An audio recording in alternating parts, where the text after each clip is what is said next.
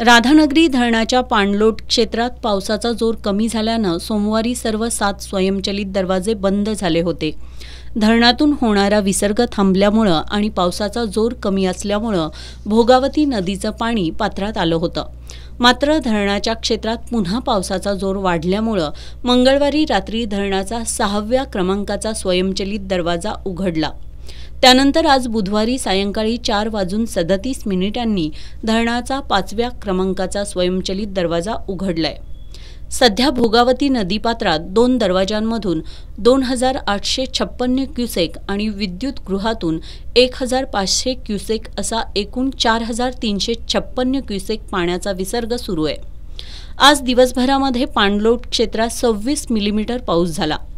राधानगरी तालुक्याच्या नागरी भागात पावसाचा जोर कमी असला तरी राधानगरी धरण पाणलोट क्षेत्रातील अभयारण्य परिसर आणि दाजीपूर, ओलवण, हसणे परिसरामध्ये पावसाचा जोर असल्यामुळे धरणात पाण्याची आवक वाढली आहे।